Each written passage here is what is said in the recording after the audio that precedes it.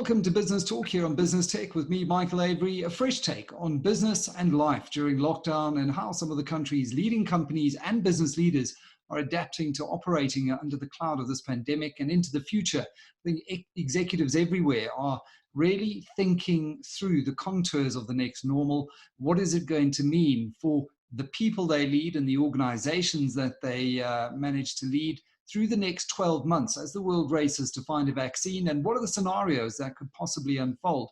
Well, my next guest stepped into the rather large shoes left by her predecessor, Bonang Mahale, with her trademark steely determination and a fair amount of grace, I might add. She's a chartered certified accountant who also holds a master's degree in business leadership. She's got a postgraduate qualification in management from Gibbs and a BComt in accounting from UNISA. She's Executive Director and Chief Executive of Business Leadership South Africa, and also a Non-Executive Director on the board of Eskom, Business Unity South Africa, and Results in Finance, which is a PIC investee company, and also serves on the Advisory Committee on Finance and Procurement at the University of Fort Hare. So a very busy woman. Thank you for your time, Busi Mavuso. Welcome to Business Talk. Just to contextualize our conversation, Business Leadership South Africa is a very well-known independent association of the leaders of some of South Africa's biggest and most well-known companies. And it really is about creating dialogue with government and the other social partners. But what is BLSA's core contract with South Africa, and what impact has COVID-19 had on that contract? Thank you very much, Michael, and thank you for inviting me. So Business Leadership South Africa really exists to ensure that the environment within which business operates is a conducive environment. We focus on this because we realize the centricity, of having a conducive environment and how that actually impacts, the investment climate, how it therefore impacts the economic growth, because let's agree that without investment, number one, without a conducive environment, you don't have investment. Without investment, you don't have, positive economic growth. Without the right economic growth, you're sitting with a jobs crisis that we're currently sitting with as a country, where we saw the numbers currently sitting at 30.8% in terms of the narrow definition. And if unemployment is sitting at those levels, then actually tax revenues are declining. If tax revenues have declined, then it actually means that the fiscus is constrained. And if the fiscus is constrained, it means that government cannot do more, and that is where you're seeing the social instability that we have in this country, because service delivery is just not happening. So I guess, we really exist, obviously, first and foremost, to ensure that we can make profits in the environments that we actually operate within, but we are really committed to South Africa. We are really committed to the country, and would actually like to see this country prosper. And what, has impacted this contract with South Africa from a BLSA perspective is, I think the reality of the situation is that we currently don't have a conducive environment within which we can operate. We're sitting in a country, where the structural reforms that we've been talking about as a country for the past 3 years, have not been implemented. I think you would have seen the Q2 numbers that were released, I think about a few months back, which show the dire impact of how COVID has actually impacted the economy. The Q2 numbers, from a GDP perspective, we're sitting at 51% annualized, negative economic growth, which therefore means that business cannot successfully deliver on its contract if that is what the numbers mean, which therefore means we have had to have some tough conversations with some of our employees, which means, that we have had to actually implement short time for some of our employees, which means that we actually have had to probably halt some of the investment commitments that we had made in this country. So I guess this just shows the importance, Michael, of South Africa really implementing the economic recovery plan, as it was actually announced by the president on the 15th of October, and really critically working towards the structural economic reforms, so that a business can actually do what it needs to do. Unemployment is sitting at about 30.8% in terms of the narrow definition, 42% in terms of the expanded definition, where you have more people that are unemployed than those that are employed in all the provinces except Gauteng and the Western Cape. That is what the impact of COVID-19 has had on businesses. So you're seeing big businesses as well, renegotiating, terms with some of their employees. You're seeing them imposing short time. You're seeing them actually, revising, some of the working hours that their employees actually have. And I'm actually worried that there could be a looming crisis, Michael, because quite a few CEOs that I've spoken about realize that it's clear that the world of work and how we have engaged with it all along is going to actually change. So there's going to be a new normal where people will be given the flexibility to either work from home or come into the office. So it might be a situation where it's a hybrid model. You only come into the office when you need to, which means we do away with offices. There's a hot desking, situation that is actually going to be allowed, which therefore means we don't need the big, tall, buildings and spaces that we're actually seeing in Sentin at the moment. So the looming crisis is that of the property sector, because if all these companies are going to be renegotiating their leases, or most of them are going to be renegotiating their leases, there's going to be a lot of property that is actually going to be standing empty. And there could be that looming crisis that we actually need to start having a conversation about as a country to say, how do we avert it? How do we assist the property industry? And what do we do to try and save jobs, in that industry? Because then, that is what we're going to have to confront soon. Within that, it's a very broad answer. There's so many themes to pick out of that answer. But I think in general, what we've seen is business try and articulate this position that the private sector is really there to stimulate growth, to drive growth. It is government's job to create that enabling environment and to really stand aside and allow the private sector to do that. But there's been, I think, inside government, certain quarters of realization of this. Other quarters, there's probably still some work to do. But we have seen the highlight or the centerpiece being the economic recovery and reconstruction plan that was announced by the president. And it has been criticized. It was criticized because there wasn't too much in it that's new. But I think that potentially is precisely the point. There's no easy money. There's no new policies, just working to improve the basics. And if you look at when parliamentarians denounced that plan as a repeat of old ideas, the president, he conceded. He said what he offers is a new resolve and a political will, though, to implement what the state knows needs to be implemented. Is there evidence of this new political will?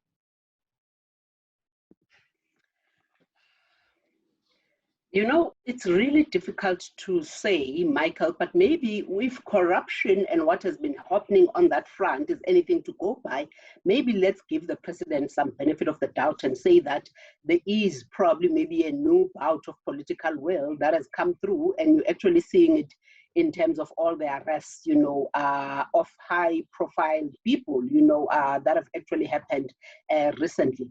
But in as far as the economic recovery plan is concerned, Michael, I'm worried that there are some elements of the plan that when you really and honestly look at them, they are not really feasible. If you look at our current situation as a country from a fiscal perspective, you just have to ask yourself, how are we actually going to create the 800,000 jobs, that have been touted, in the economic recovery plan? You actually just have to look at where ESCOM is, at where NESA is, at where the Department of Public Enterprises is, at where DMRE is, and really have to, is it realistic that we'll be able to generate 11,800 megawatts, in the next 2 years? When the honest answer is no, we are not going to be able to do so. There's going to have to be serious fundamental structural shifts that are going to have to be made in these entities to enable them, and to actually, and there's going to have to be a certain degree of capacitation that is done to enable them to actually move at a certain degree of speed to be able to deliver what the president has actually promised in as far as the energy crisis is concerned.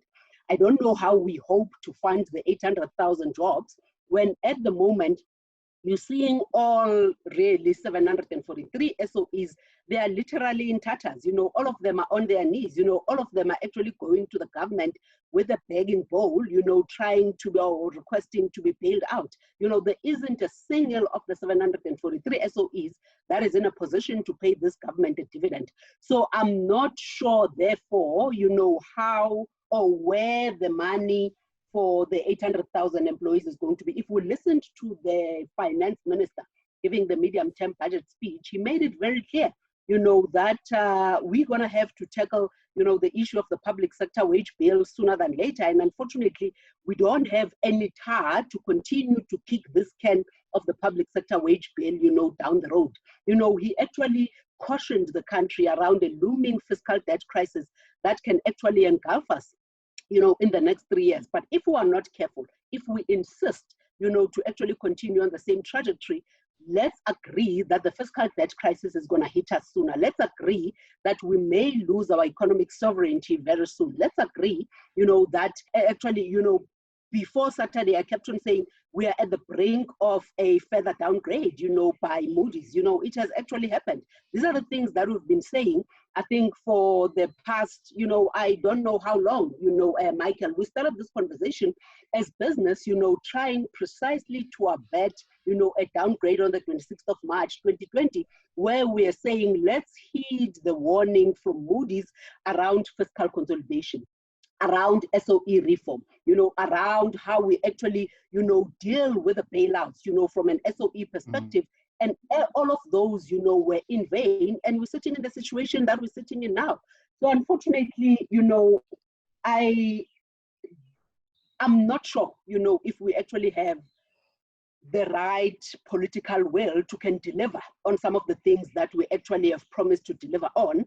But also, if we still think that the state has to be at the center of driving economic growth and economic activity in this country, then we've got it all wrong. We first have to understand what the role of the state is. The role of the state is to ensure that they enable a conducive environment within which business can operate. It is business's role and job to actually create jobs, not the state. So if the state seems to think that they have to be, ESCOM has to be central, for instance, in energy generation and energy distribution and transmission, and if they think that they have to be central in the infrastructure project, then we have it all wrong. And unfortunately, we're going to continue on this trajectory for quite a few years to come, and it's actually going to hit us very hard.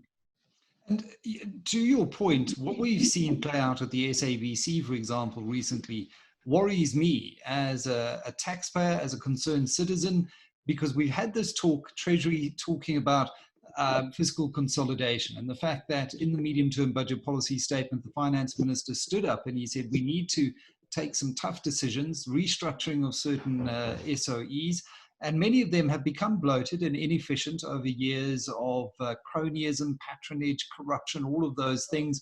And what the SAVC needed was a certain degree of right sizing. Now, it's tough. No one wants to see anyone lose their jobs. But I've been through, in my capacity in a privately held media company, a Section 189 process because the revenues were just not coming in to match the overheads. And that is the economic reality of it. So you have to cut your cloth accordingly. Now, we have a political intervention again. And what was a retrenchment process has been delayed until next year. What does this do to confidence in these engagements with government around the NEDLAC table with the other social partners when you say you're reaching an agreement, there is some kind of consensus, and then we're back to square one? Michael, unfortunately, what it does is that it further plunges South Africa into a deeper economic crisis than what we're currently facing. If you look at the report by Moody's and Fitch over the weekend in downgrading us, they are still complaining about the same things that they were complaining about 2-3 years back. The same warnings that we got before the sub-investment grade, the sub-investment, downgrade on the 26th of March. They're talking about fiscal consolidation and they're talking about SOE reform. So from an SABC perspective, I am as disappointed as you are, because now management has been forced to delay the retrenchment process. We are told about next year. If we are not careful, actually, I don't know if that qualifying statement of if we are not careful still holds water here. The SABC is going to go the same route as SAA if it does not seriously confront the reality of its financial position. And I think that is just the reality of the situation. There are no more government bailouts, Michael. And I think this is what the SOEs are going to have to understand. The only options are to restore, for the SABC to restore its financial position by cutting costs, or they must go the business rescue route. This is not something that the SABC should actually even consider as a great injustice, because as you are saying, you know, those are the only options that the private sector faces every day. You know, if you are not bringing in the money, then you can't keep the people. So you can't have revenues that are actually declining, but you actually maintain your costs at the same level, or you actually continue to hike costs. You know, something is going to have to give. There are some interventions as an organization that you're going to have to take to ensure that you bring the costs down in line with your revenues. This is really, you know, accounting 101. You know, this is economics 101. This is how businesses the world over, by the way, work. Not only SOEs, profit-making entities. As soon as the revenues are being hit, they start looking in their income statement and they look at what is it that we have to actually reduce to ensure that our costs are commensurate with our revenue. So we should be talking about productivity. We should be talking about, you know, how does the SAVC innovate? We should be talking about how does the SAVC actually, you know, position itself, you know, to be able to effectively compete, you know, with your, I don't know, ETV and with your multi-choice channels and, you know, having to force government to bail them out, unfortunately, is a temporary situation that is actually going to land this country and its 59 million citizens, you know, in dire straits. And I actually worry if government actually gives in to these pressures, because then this is where they should be holding the line, you know, especially after we've just had the medium-term budget speech, especially after we've considered that our economic situation is quite dire, especially after we have acknowledged, you know, the hardships that have been brought about by the COVID-19 crisis. You know, why, therefore, do we think that the private sector can be affected and for whatever reason, government entities are going to be insulated? It cannot be, you know, and it's not just the South African situation. You know, companies the world over, you know, are actually grappling with these tough decisions. You know, people are being let off and governments are actually trying to come in and see how they can actually, you know, deal with the matter from a fiscal perspective. And I think unless and until we are ready to have those tough conversations, Michael, unless and until we realize that this is not a political decision, it's an economic decision that has to be made to benefit the 59 million South Africans, then unfortunately, you know, this conversation that we're having is really a useless one, you know, because it means that it is not going to be heeded and we are actually not going to see any progress being made in this regard. And sadly, that is why we did see over the weekend Fitch and Moody's not giving South Africa the benefit of the doubt anymore. They've been giving the country, Moody's in particular, the benefit of the doubt. While Fitch and S&P were downgrading us, Moody's still gave us that benefit of the doubt. But after all the promises and the empty rhetoric, we seem to make the same mistakes and go back to past habits and behaviors. So it is nothing short of catastrophic for the country unless we turn things around. I want to move now on to what Business Leadership South Africa is doing to help the economy by helping small businesses in the country. And you're one of the key driving forces behind this initiative to pay small businesses on time. There are 50 listed and large companies that have now committed to paying their SME suppliers within 30 days. Just tell me a little bit more about this pledge and how it all came about. So this is an initiative that we deemed necessary as big business, Michael. And I think the organizations that are involved are BLSA, BUSA, Business for South Africa, the SASME Fund, SBI, and the Black Business Council, where we thought that let's agree that central to our economic recovery is going to be a deliberate and intentional effort to try and assist our SMMEs.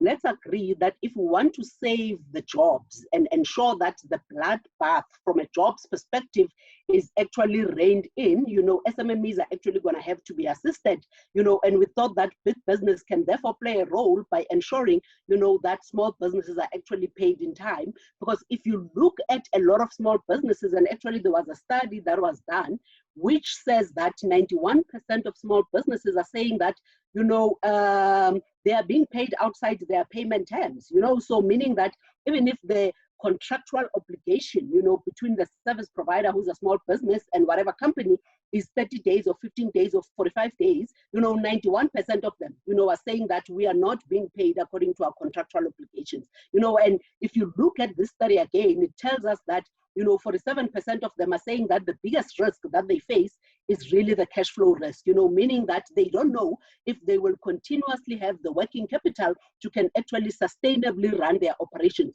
So if this is what the SMMEs are saying, surely, you know, businesses therefore going to have to come on board to say, if we have the balance sheet to can carry these SMMEs, you know, even if it means that paying them before, you know, their payment terms, you know, why can't we do that? Because you see, by doing that, you are actually not just helping the SMME, but you are actually positively contributing to the broader economy. You know, you are ensuring that, you know, the jobs crisis that we're facing can actually be contained. You know, we are ensuring, you know, that you're giving these SMMEs an opportunity to can actually continue being in business and continue, you know, having the employees that they have, you know, on their payroll, and they can actually possibly, you know, continue to grow and employ more people. Let's agree also, you know, that for us to be able to deal with the unemployment situation that we have, you know, our biggest, you know, focus should be on SMMEs, because they've got a higher multiplier effect than what big businesses,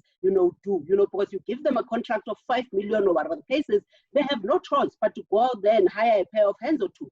Whereas with the big business, they can be able to deliver on that contract, you know, with their given resources. So I think it is for this reason, it is for, you know, the reason of trying to ensure that the economic recovery plan that we have in this country, you know, is really given a chance, and it is to ensure that the economic trajectory of this country can actually be changed, you know, from the downward slope that it is actually on. And I think we're really shocked by the 2.2 million jobs, you know, that were actually shedded in Q2, and the numbers that actually were reported around the economic growth of 51% annualized, you know, negative economic growth. And we thought that we really have to step up and see how we actually meaningfully come to the party. It's most welcome. So far, it's been extremely well received, but we also need to remember that it's not only business that is a culprit when it comes to late payment.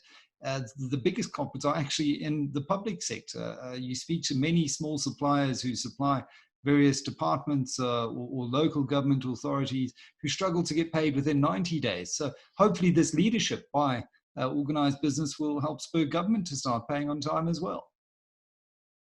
Absolutely, and I think you're quite right. I think as much as we realize that the biggest crisis when it comes to this issue is actually, you know, it lies within government, within the government's backyard, but we just thought that we'd take the leadership as business, you know, and lead from the front on this one. We have had conversations with Treasury, we have had conversations with the Department of Small Business Development, and we're trying to come up with an intervention, you know, and a working relationship that will actually see governments actually coming to the party as well and committing to paying small businesses on time. So let's hope our efforts will actually, you know, will not be in vain. Absolutely. One last question, Busi, before I let you go. We're coming to the back end of what has been a brutally tough year. You are extremely busy. I mentioned all your roles in the introduction. What do you do for downtime? How do you de-stress and ensure that you're not being burnt out by all of these issues that Business Leadership South Africa throws your way? You know, Michael, the best way for me to switch off is do nothing. You know, do absolutely nothing.